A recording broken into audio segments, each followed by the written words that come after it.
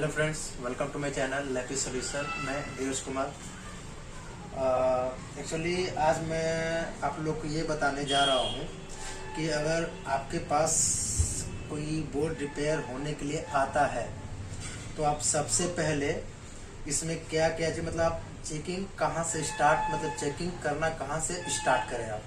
Actually problem ये आती है, जब मैं अपने ऊपर का बात ही बता रहा हूँ। जब मैं खुद लैपटॉप रिपेयरिंग का क्लास ले रहा था, सीख रहा था अपने दिनेश सर से, जो कि नेहरू प्लेस में है, इंजीनियर चॉइस उनका शॉप का नाम है, और सीख रहा था। तो उस समय जब सीखने के दौरान जब सर हमारे बोर्ड रिपेयर करते थे हम लोग के सामने, तो वो कुछ पूरे मदरबोर्ड में स्टार्टिंग में कुछ ऐसे पॉइंट्स को चेक करते थे जिसमें जैसे हम लोग को लगता था कि मतलब वो ऐसा, मतलब केवल कौन सा ऐसा पॉइंट है जिससे नॉर्मली चेक करने पे ये आइडेंटिफाई हो जाता है कि क्या लैपटॉप पे, क्या जो ये लैपटॉप का जो मदरबोर्ड है जो कि डेड कंडीशन में है, क्या इसके ऊपर काम किया जा सकता है, क्या इसके ऊपर टाइम देना सही है कि नहीं है। तो चलिए आज मैं आप लोग को इसी टॉपिक के ऊपर स्टेप बाय स्टेप स्टार्टिंग से बताने जा रहा हूँ कि जब एक बोर्ड आपको रिसीव हो तो आप उसको step by step, one by one कैसे चेक करके ये पता कर सकते हैं क्या इस बोर्ड पे काम किया जा सकता है कि नहीं जा सकता है। प्रॉब्लम ये आती है कि ये जो एक मदरबोर्ड आती है इसमें बहुत सारे सेक्शन होते हैं, जैसे कि आप जानते होंगे 90 volt section, charging section, RAM section, 3 and 5 volt section and core section. बहुत सारे सेक्शन होते हैं, उन लोग को वन बाय वन पूरा चेक करने में बहुत टाइम टेकन लग जाता है। तो हम लोग कुछ ऐसे इंपॉर्टेंट पॉइंट्स को जानेंगे जहाँ पे हम लोग टेस्टिंग करके, नॉर्मल टेस्टिंग करके ये पता कर सकते हैं कि उस एरिया में काम किया जा सकता है कि नहीं, या फिर वो एरिया काम करने लायक है कि नहीं। तो सबसे पहले टेस्टिंग शुरू करने से पहले मैं आप लोग को कुछ एक नोट्स लिख करके दिखा दे रहा हूँ, शेयर कर दे रहा हूँ। आई होप उसके बाद आप लोग को वो चीज़ और अच्छे से समझ में आए। तो चलिए हम लोग आज का टॉपिक है हाउ टू check any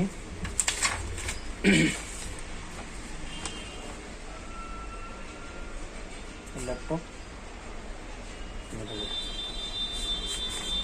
तो सबसे पहले आता है हम लोग का फिजिकल टेस्टिंग।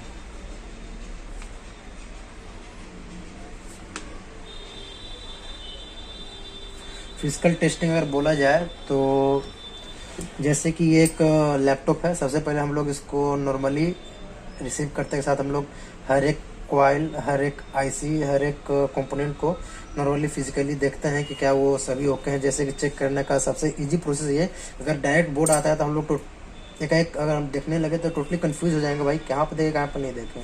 तो इसमें सबसे ईजी तरीका है, सबसे पहले आप, ये आपका 3 and 5 वोल्ट सेक्शन है, ये आपका कोर सेक्शन है, ये आपका ग्राफिक सेक्शन है। तो one by one, section by section हम लोग इस चीज़ को हम लोग चेक कर लेते हैं कि किस सेक्शन में प्रॉब्लम है, मतलब। और उधर सभी सेक्शन चेक करने के बाद फिजिकली, उसके बाद फिजिकली हम लोग को यूएसबी के इंटरनल जो भी ये कनेक्टर है उन लोग उसको हम लोग को चेक करना। शायद देख पा रहे होंगे ये पिन, जो ये पिन दिख रही है अंदर से आपको, इस पिन को हम लोग को एक बार देखना है। फिर इस पिन, जो ये लैन केबल का कनेक्टर है, ये इस पिन लगे हुए इसके अंदर पिन को देखना। एक बार जो ये ऑडियो जैक है, ऑक्स कनेक्टर है, इसको इसके अंदर भी एक बार हम लोग को क्लियरली देखना, कहीं पे पिन उन टूट के एक साथ टच तो नहीं हो रहा है, जिसकी वजह से भी प्रॉब्लम मदरबोर्ड में आती है। तो इसके बाद हम लोग क्या चेक करेंगे, फर्स्ट फिजिकल टेस्टिंग हो गया। उसके बाद हम लोग चेक करेंगे आपका all parts of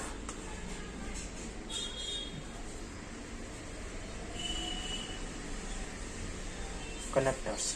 all parts of connector का मतलब यही हो गया, आपका यूएसबी कनेक्टर हो गया, लैन कनेक्टर हो गया, ऑक्स कनेक्टर हो गया, ये सब। उसके बाद हम लोग चेक करेंगे on COIL coil reading with GND का मतलब ग्राउंड। पॉज कीजिए। जैसे कि तीसरा नंबर है all coil reading with ground. और इसमें जितने भी कॉइल हैं, ये आपका हो गया बैटरी कनेक्टर के पास, कोर सेक्शन के पास, ग्राफिक के पास, रैम 3-5 वाले, रैम के पास, इधर ये कोर सेक्शन के आसपास के जितने भी ये कॉइल हैं, इस कॉइल को ग्राउंड के साथ चेक करना है, इसका इम्पीडेंस क्या आ रहा है। इसी के थ्रू हम लोग सभी सेक्शन को आइडेंटिफाई करेंगे कि क्या सभी सेक्शन ओके हैं, काम करने लायक ये बोर्ड है कि नहीं है, ये भी यही सारे कॉइल के थ्रू। तो चलिए हम लोग देखते हैं कि कॉइल का टेस्टिंग कैसे किया जाता है। इसके ऊपर मैं एक फुल वीडियो बनाऊंगा। इसके बाद मैं कॉइल के ऊपर एक स्पेशल वीडियो में कॉइल के ऊपर बनाऊंगा, कॉइल होता क्या है, काम क्या करता है, इसको टेस्ट कैसे किया जाता है, वगैरह वगैरह जो भी है। तो चौथा नंबर पे, फोर्थ नंबर पे हम लोग आते हैं। अब फोर्थ नंबर पे जैसे कॉइल रीडिंग, तब कॉइल के भी बहुत सारे रीडिंग होते हैं, जैसे कि पुराने ज़माने के बोर्ड हो गए, लेटेस्ट बोर्ड हो गए, मीडियम बोर्ड हो गए, जितने बोर्ड है सभी के अलग अलग होते हैं। तो चलिए हम लोग 1 बाय 1 देखते हैं। तो स्टार्ट हम लोग करते हैं। Core 2 dual core first generation, second generation, third to 7th generation. ये जितने भी कॉइल टेस्टिंग है वो कोर 2 ड्यू से लेकर 7th जनरेशन तक के हैं। तो कैसे इसका टेस्टिंग किया जाएगा, तो सबसे पहले हम लोग सॉकेट वाले बोर्ड हैं, रिमूव द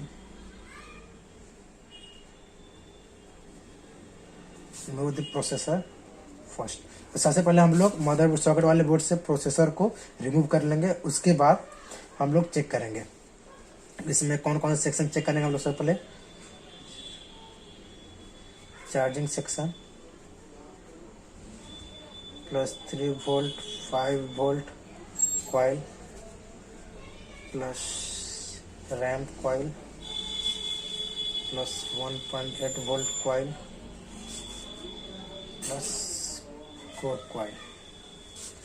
ये सभी का जो रीडिंग आना चाहिए विथ रिस्पेक्ट ऑफ ग्राउंड होना चाहिए on beep range, beep multimeter के बीप रेंज पे मोर देन 300 ओम और OL over limit. More than 300 का मतलब ये नहीं कि 300 से ज़्यादा, अगर 300 से कम हो तो खराब, ऐसा कुछ नहीं है। वो मैं टेस्ट करने के दौरान मैं सभी बातें को क्लियर कर दूंगा, लेकिन एक एज्यूम नंबर जो होता है 300 ओम। उसके बाद हम लोग आएंगे +0.5 volt coil, plus VCC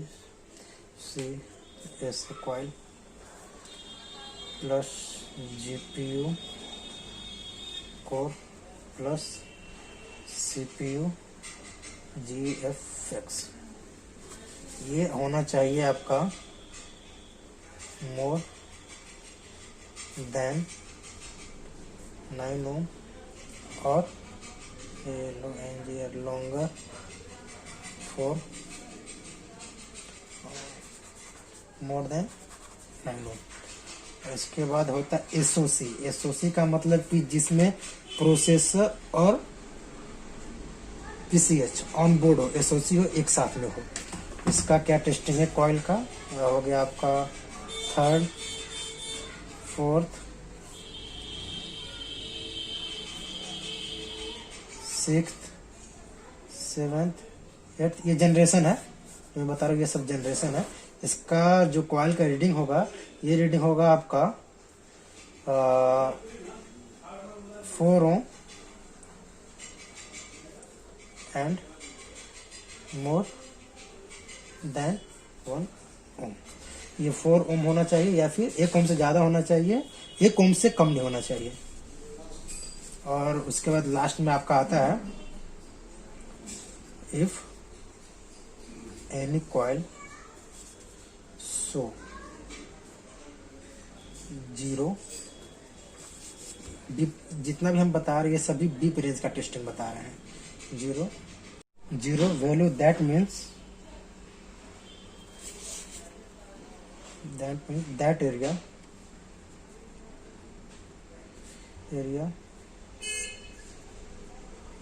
section is you and here under the sorting. That means इसका मतलब होता है if any coil shows zero value, that means that area फिर that section is under sorting condition.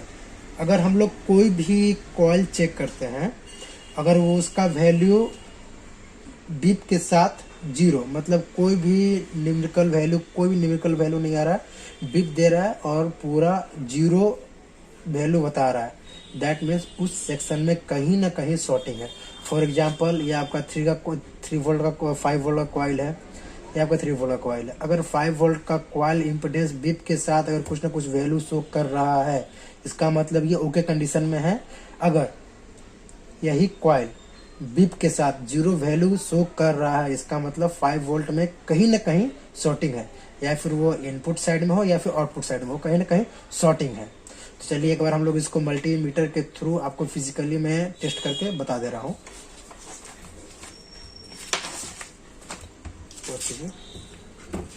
यहाँ पे दिखाएगा जो आपका मल्टीमीटर होना चाहिए बीप रेंज पे होना चाहिए. बीप रेंज का मतलब बीप रेंज का सिंबल है, ये आपका बीप रेंज का सिंबल है, और दोनों पिन के टच करने के बाद बीप होना चाहिए.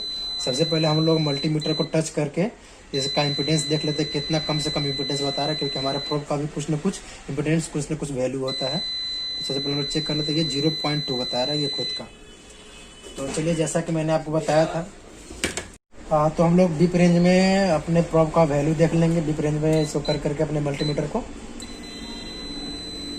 तो ये 0.4, 0.3, 0.43 के आसपास ये दिखा रहा है. तो ब्लैक प्रोब हम लोग रखेंगे ग्राउंड के पास, जैसा कि मैंने इसमें लिखाया था all coil reading with ground. तो ब्लैक प्रोब हम लोग रखेंगे ग्राउंड के ऊपर. ग्राउंड आप कहीं से भी ले सकते हैं, ऊपर से जहाँ पे जाएगा शुरू कनेक्टर है. उसके बाद हम लोग 1 बाय 1 कॉइल की टेस्टिंग करेंगे और देखेंगे क्या कैसे इसको चेक किया जाता है. तो लोग बैटरी कनेक्टर्स हम लोग देखते हैं. तो जैसा कि मैंने बताया था आपको कि